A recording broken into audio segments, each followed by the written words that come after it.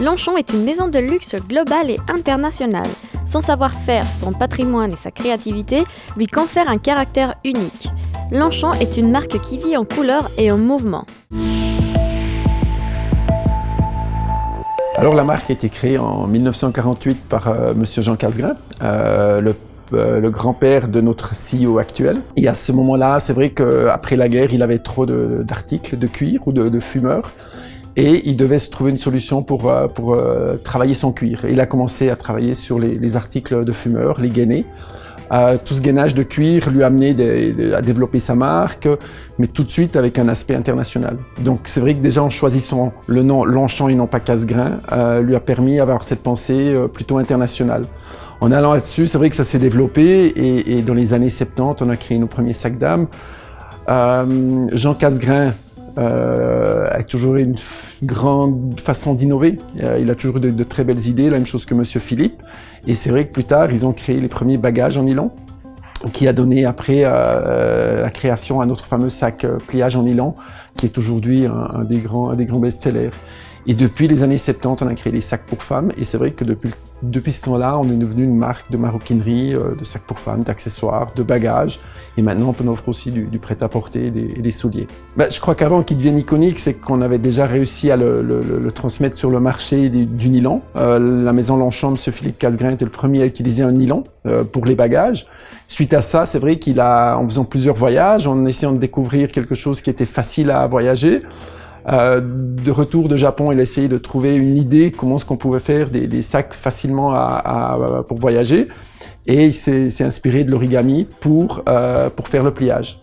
Et c'est vrai que le pliage a été créé maintenant déjà plus de 20 ans, et c'est un succès planétaire parce qu'il est simple, il est pratique, et il plaît à tout le monde. Il plaît à une étudiante coréenne et il plaît à une étudiante américaine, mais il plaît à la businesswoman européenne aussi. Donc c'est vrai que c'est un sac qui est vraiment fait pour l'ensemble des consommateurs. C'est l'ADN de la famille, c'est de travailler à l'international. Ils ont tout de suite ouvert, ils ont tout de suite su qu'il fallait avoir une présence internationale. C'est que pour eux, c'était important d'avoir en Asie, on était très rapidement en Asie, avant qu'on ouvre notre première boutique à Paris dans les années 80.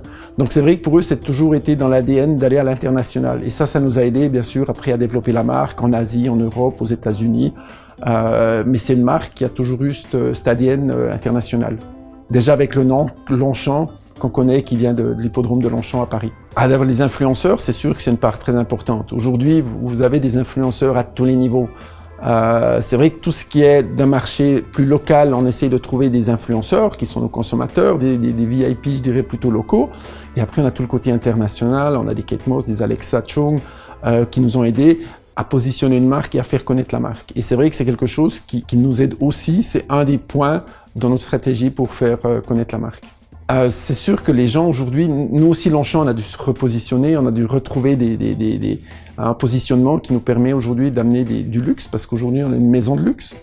On a des bagues de toutes les catégories, on a des pliages, mais on a aussi les plus beaux cuirs, on a des cuirs magnifiques, on a une nouvelle technologie de travail pour développer nos sacs. Et c'est vrai que cette demande-là aujourd'hui de la part des consommateurs, elle est là, et les gens veulent voir des nouveautés, des choses plus rares, plus créatrices, et Longchamp à ce niveau-là est très fort. Alors c'est sûr qu'on a toujours, déjà au printemps, c'est sûr qu'on a une collection qui est toujours très colorée. On cherche à avoir la maison est une maison très colorée, on a toujours eu de très belles couleurs. Cette année, comme on peut le voir dans la boutique, on a des couleurs qui sont très claires, très vives, très fortes, des bleus, des roses. Et c'est toujours été l'ADN de la maison. On veut chercher aussi, je crois que la cliente vient chez nous parce qu'elle sait qu'elle trouvera quelque chose de coloré également, de classique aussi, mais quelque chose de très fort au niveau des couleurs et des nouveaux produits aussi également. Bien sûr, on a plein de plans, on a plein d'idées, on a des projets pour aller de l'avant.